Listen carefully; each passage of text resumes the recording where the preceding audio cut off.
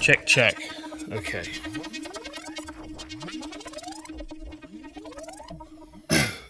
Hello, everybody, and welcome to the War Room. This one is for this weekend's main event, the salvaged main event between Jack Hermansson and Marvin Vettori. Okay, please bear with me. I've got a bit of a different setup, trying to work around things with the Raptors being away in Vegas, having a good time, enjoying themselves at the fights while we have to hang back here in the dark. Anyway, doesn't matter. Okay, I'm trying something different this time, so you'll have to bear with me, see if this works. Right. Okay, Hermansson Vettori. Interesting little story to this one. So I followed Jack Hermansson through his Cage Warriors days. He was the Cage Warriors middleweight champ. He defended it a few times, was very impressive as a middleweight in Europe. Then moved over to the UFC. Marvin Vettori came through the Venator promotion mainly, and then came over to the UFC from there. But there was a point in 2016 where these guys' paths could have crossed. So what I do, I want to paint like an early picture of these two guys, because obviously you know who they are, how they fight, etc. I'm going to get into that a bit later on. But first of all, like Jack Hermansson early days. So this was his fight on Cage Warriors where he won the title, and a lot of the characteristics of his style back in the day you can still see now. He's aggressive. He pushes forward. When people shoot on him, it causes them serious problems. He's able to clamp onto necks. Obviously, we know in the UFC he's got the Joker team, which he uses a lot. But he's got good rear naked chokes. There were leg lock attacks in the early days as well. A very dangerous guy, both in striking and in ground and pound. This is another good example. Catches a kick, runs his opponent to the ground. This was one of his Cage Warriors defenses. Again, clamps onto the back, got excellent defense, excellent control, and excellent ground and pound. I mean, he genuinely hurts this guy with these shots from the back. Just watch this again. I mean, you can just watch the guy's eyes. You can see this guy's genuinely hurt. You can tell how much power he's generating at such a short range. And Hermansson said himself he's got the best ground and pound in the UFC. Now Khabib's potentially retired. You could be looking at one of the top 3-4 ground and pound fighters in the UFC. He's very, very effective. He's also got good striking on the feet, and this is something that kind of dropped off a little bit in his early UFC career because, he was fighting upper level. These early days, he was stopping people on the feet as well. Good power strikes, nice flurries, good variety. A really fun fighter to watch. Usually in these fights, he starts off and he's very lively on his feet. He's bouncing around a lot. He's very difficult to pin down, which makes a lot of fighters, they struggle to deal with him in the early going. They're not exactly sure how to approach him, how to cut him down, what stance he's fighting out of, what's coming next. His takedowns are quite wild as well. He tends to get people spinning on the spot like we saw against David Branch. So he's a bit of a chaotic fighter. He's got a very unusual rhythm to him. And that does tend to drop off a little bit. So, in the Jacare fight, we saw when he got into, the third, fourth, fifth round, he started to slow down a little bit. Didn't quite have as much bounce. We saw actually a better boxing skill come out. So I'm not sure whether that's a bit of nervous energy coming out in the early round, but, it's something to keep in mind for this one. So whilst that was all happening in Cage Warriors and Jack Hermansson was dominating the division, Marvin Vettori was, basically starting his own career over in Venator. Now, he was a welterweight. This is his last fight as a welterweight against the UK veteran Jack Mason. Same thing with Jack Hermansson. In these early days, there were lots of things that we see now in his fights that is very effective. One thing that I think will stand out in this fight against Jack Hermansson is that left knee. So Marvin Vettori is a southpaw.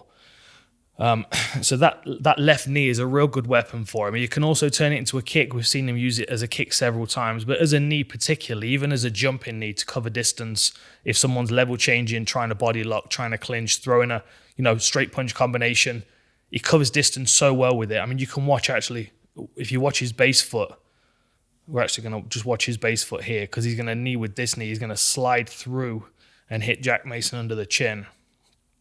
What's worth watching, though, is how he slides on his lead leg. Look at that. Little slide across. Even from when he plants his foot, takes a big step and then he still slides to cover even more distance. And that's usually the point. And that's also the point where he's got the option to either slide forward to cover distance or to go up, depending on what his opponent's doing. You can see the precision of that knee. I mean, poor old Jack took that one right on the chin, twisted his head right around. So the left side attacks of Marvin Vettori is what we've got to be watching this weekend. He tends to pull his left hand quite short for whatever reason, whether it's a flexibility issue, a balance issue, footwork perhaps, and we can see it just there. So this is something that Jack Hermansson's footwork can play on. See how he kind of overthrows that? It's a very uncomfortable situation for him. And you also see here, his other arm flares out often to counterbalance him. And that's usually when we see him getting caught with left hooks to the side. So there are, in both of these guys' games, there's a lot of opportunities to catch each other, which is what's going to make it exciting. They're both fiery. Even in these early days, we saw great pressure from Marvin Vettori. We saw good neck attacks. So this was his last fight before he crossed over to the UFC. So the fight before where he knocked the guy out with the knee, that was Jack Mason. So he missed weight there, was stripped of his title in Venator at welterweight. He weighed in at 176. Next fight was at welterweight, and he fought Igor Araujo, who was a UFC veteran, a good fighter, a good jiu-jitsu player. That was the guy that he's just guillotined here. And what's interesting about this, so this was his first fight as a middleweight. As a middleweight, he's not got any stoppages with strikes, but he has got 3 submissions. So in this one, I really feel like it's going to be, I mean, these guys can basically stand and wail on each other. And I think they can damage, but I don't think they can necessarily really hurt each other. Unless one of them's had a real jump in skill or one of them's particularly fatigued, which obviously is an option in this one, especially over 5 rounds. I feel like these guys, it's going to be decided on pace. It's going to be decided on volume. It's going to be decided on who wins in the grappling exchanges. So Marvin Vettori's got great neck attacks. But what's also interesting is on that same card, so that was Marvin Vettori's last fight before he joined the UFC. Venator 3 that was, back in May of 2016. I don't know how this stuff stays in my brain, but it does. This is Jack Hermansson on the same card earlier that night, winning by 3rd round stoppage as well. Now, Jack Hermansson's got an excellent rear uppercut. The one thing that can counter that, which they play off quite well against each other, is that straight left that Marvin Vettori throws. Because he throws it quite short, he's going to be in uppercut range when he's throwing it. But if he's smart enough to get his head off to the side, he might be able to land his right hand while Hermansson's digging the uppercut. Just potentially, it's an option there. Like I said, they've both got areas in their game in which they're very vulnerable. So this one is going to be decided on volume, effectiveness over the distance, and those grappling exchanges. So Marvin Vettori is a good grappler. He's a strong grappler. He's got some submissions on his record. He's a different kind of grappler to Jack Hermansson. Hermansson, I would say, is far more aggressive. He's far more assertive in what he wants to do. He tends to go out there. He tends to put people under pressure immediately. He oftentimes takes their back. He gets mount, takes their back, puts lots of pressure on them with his hips, and then ground and pounds them continuously with his hands. And then he's got different threats that he can thread onto that. The rear naked choke that we've seen in his early career on Cage Warriors, and also the Joker team, which we've seen a couple of times, Branch and Mershar, and also a really close attempt against Jacare. Which I'm going to come on to in a moment. What I find interesting about this one is that when Marvin Vettori moved up to middleweight, so they both had their last fight outside of the UFC on the same event. Had they not both been signed to the UFC, they could have potentially fought each other back in 2016, and it may have played out very similar. I mean, although they've both evolved as fighters. They've both improved in different ranges and conditioning-wise, confidence-wise. Their skill sets are still fundamentally the same. Jack Hermansson's got erratic movement. He comes in with a wild pace of high volume of strikes. He throws big power low kicks, and he throws good front kicks to the midsection. They're going to be his main weapons against Marvin Vettori. On the flip side, Vettori's a good southpaw that likes to walk people down. He's got good side-to-side head movement and good boxing combinations. He throws a jab. He kind of throws himself off balance a little bit with his straight left, but then he makes up for it with his tenacity, or he often follows it with his left knee, which we've seen him do damage with in his earlier career as well. And we saw him use it excellently against Omari Akhmedov, and that was a draw, which I could have scored that for Vettori, to be honest, with his effectiveness. Okay. So when Marvin Vettori made his UFC debut, what I loved about this is that the submission that he won with was actually the submission that we see Jack Hermansson using far more consistently now. So as we can see him sitting off here, right now, so oftentimes they find themselves in these same circumstances where they're either in a scramble, they land on the back and they circle towards a front headlock, or they find themselves sprawled out and they're attacking the same thing. So there's going to be an interesting battle for neck control, for guillotines, etc., etc. The difference might be Jack Hermansson's ground and pound, but at the same time, if he's forced to stand up, which we saw in the Cannonier fight, that's when he gets a bit uneasy. So I will come onto that in a second. But just look how similar these submissions are. So this is the guillotine that Vettori won his UFC debut with. Now, what I want to point out are a couple of things. First of all, we really can't see his grip. He's hidden his grip really well.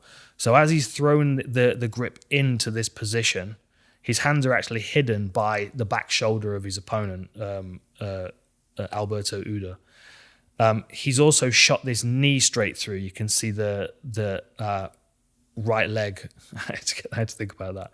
You also saw the right leg of Marvin Vettori shoot through, and then the left foot comes over to kind of clamp him into place. Like these two things are basically moving towards one another to kind of pinch his hips in and keep control. And then the pressure going down from the back of his from the back of his arm and his armpit onto the back of Uda's head is what's cutting off the blood supply. So we've got one cut off on one side with the forearm, and the other one cut off with the actual arm and shoulder of Uda. We've not seen him win with this submission again, but it was very nice, and it was very similar to the Jack Hermansson submission, which he's obviously called the Joker-tine. He's kind of took ownership of it himself. Here we go. Look, you can see him gets his grip and pulls that. See that extra little adjustment that he gets there? There we go. So this is the point. His hand comes into meet, and then we just see a little shift there. That's when he locks it in. Look at the position difference of his elbow from where it is to where it goes. So much deeper, tucked in, tighter on the neck. And then he drops off and he's clamped. And to show you the similarity, I've dropped in the Hermansson finish against Mershart. So we're going to see the same thing again. Look, he's in on a front headlock. He's already got a grip on the neck this side. Now he's going to sit and he's going to wrench that in. Same thing, look. He throws the leg over, so the knee's up, the leg comes over the top to clamp it in. And when we see from a different position, you'll also see that the grip is somewhat defended by just the position of Mershart's body and the position of his shoulder. So there we go. The knee goes in, drags the grip through. There's his adjustment, same as Vettori's. Elbows here, look. Pinch, and then he fires this knee through. So this foot here, that knee is going to fire straight across to the other side. And that's one thing, that's one point of control in this position. Fires across, hooks over, and I mean, you can see how close that foot and that knee are in that moment. Really nice work there. He attacks this a lot. He's very, very good at this position. And I'll just speed through this. So and in the Jacare fight, he made though it wasn't a mistake. It was Jacare being an excellent grappler, is what it was. But it was good to see how close it was, because it also shows not only how effective this submission is for Hermansson, but also his confidence to use it against one of the best grapplers that we've ever seen in the octagon. Before we just move on to that, I just want to show you these little Wing Chun punches that he throws on the way in. Bang. Bang. I love it. Those little straight rights down the middle. Okay, so same thing again, look. Jacare's shot in. He's defending, he's on the neck, and he's trying to get across. But the thing that Jacare's not allowing him to do, and the reason Jacare's running around this direction with his hips, is to stop Hermansson getting this knee across. But you can see him stuffing there. So here we go, look, right, that's a good shot. So there's Jacare's hand on Hermansson's knee, and he is stuffing that knee across the other side so he can get his hips around and get away from it. He knows if that knee's across his waistline, then this ankle's going to come down and clamp on, that heel's going to clamp onto his other hip, and it's going to be very difficult to escape this. So he's stuffing that knee, look, stuffs it, and he's running around towards Hermansson's head end. And he actually ends up having to twist his way out of it. Hermansson tries to control him with the top leg, and he's just not able to do it. But again, you can still see how much pressure Jacare is under, even though he's not in the right position. It shows how good control that is of Jack Hermansson. So something that's going to be interesting is how these two fare on the floor. Who wins on what trades? What I will say is that oftentimes Marvin Vettori tends to come in and he wants to strike. He'd rather stay in the striking range most of the time, but at the same time he also will engage in grappling if he's grappled with. So in many fights, people will try and shoot in, they'll try and take him down against the fence, and then he'll be the one that reverses the takedown. Or he'll get taken down and he'll reverse it and scramble and get top position. So his ability to scramble and counter grapple is very good, but oftentimes it's not because he actually wants to grapple himself.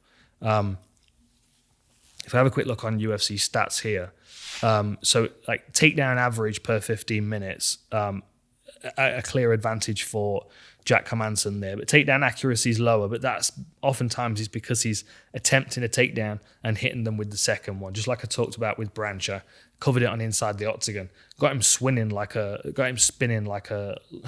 like a tornado, and then was able to check his knee with his instep and get him to the floor. Takedown defense again on Marvin Vettori's side, so it might be quite difficult for Jack Hermansson to get him to the floor, and this is where it gets interesting on the feet, because we've talked a lot about their grappling. They both have got a lot of finishes on the floor. The difference between the two is how they fare on the feet. Marvin Vettori is very confident on the feet. Oftentimes he'll push forward, he'll take a few shots and he'll land a few shots. He's quite happy to put himself at risk and get into a bit of a brawl with his opponents. Jack Hermansson on the other end, he will back up and he'll move away and he'll cover when he's under pressure. It's not until he feels like he can start turning the tide with his jab that he starts to follow up with other strikes. So his jab's going to be a key in this one. If he doesn't establish his jab early and he allows Marvin Vettori to get inside, he might start trying to wrestle out of reaction instead of out of choice. And Vettori, 80% takedown offense, I can certainly see him stuffing some of those takedowns. And that's where it becomes a much more of a pressure fight for Jack Hermansson. I think there's a shift in confidence that you see in his game when, and we saw this in the Cannonier fight, you'll remember this clearly. He came out confident as always, lots of movement, lots of footwork, comes in with some high power kicks, as he tends to, chops into the legs, has a big impact with his first few shots, and then he tries for a takedown. If the takedown doesn't work, then all of a sudden he realizes that now he has to strike. Now, having to stand and strike with Cannonier and with Marvin Vettori, admittedly, are two different things. Cannonier is incredibly powerful, whereas Marvin Vettori, you know that there's going to be a lot of volume before he does something that's really going to do some damage, because he just seems to be at middleweight. He just doesn't have any stoppages with his strikes at the moment. It's all about his submissions or winning over the distance. Same thing with Jack Hermansson. We've seen him hurt a few people. He rocked Jacare a couple of times. But oftentimes it's a flurry of strikes. It's a wearing down from strikes, and then it's the grappling that they succumb to. The back and forth with neck attacks is going to be very interesting. But the fact that Jack Hermansson seems far more adamant on finishing his fights on the floor makes the takedown defense of Marvin Vettori even more important, because he has to pressure. You watch the Andrew Sanchez fight, someone that's a strong wrestler that would much rather the fight be on the floor, especially if he can take Marvin Vettori down and control him. Wasn't able to take him down in that fight, but Vettori pressured him constantly without concern of him trying to take him down. So I very much feel like Vettori's got the skills certainly to defend Jack Hermansson's takedowns. He's got to be aware of the reshot and the second and third attempts and all the different kinds of trips and stuff that he does against the fence, because Hermansson's got a very diverse skill set when it comes to wrestling. It's not your most orthodox of attempts. He will catch a kick every now and then as well, so Vettori's got to watch out for that. And I will say that, even though in his earlier career Vettori's not necessarily been great at blocking low kicks, in his last couple of fights I have seen him use some low kick defense, and I think in this first round where Hermansson's going to be chopping into his legs a lot, I think there's going to be real value in checking some of those low kicks and to at least allow him to maintain the pressure and push Hermansson back a little bit, not let him dictate the pace and the space too much. All right, I hope this has worked. I hope you've enjoyed it. I'll see you next time.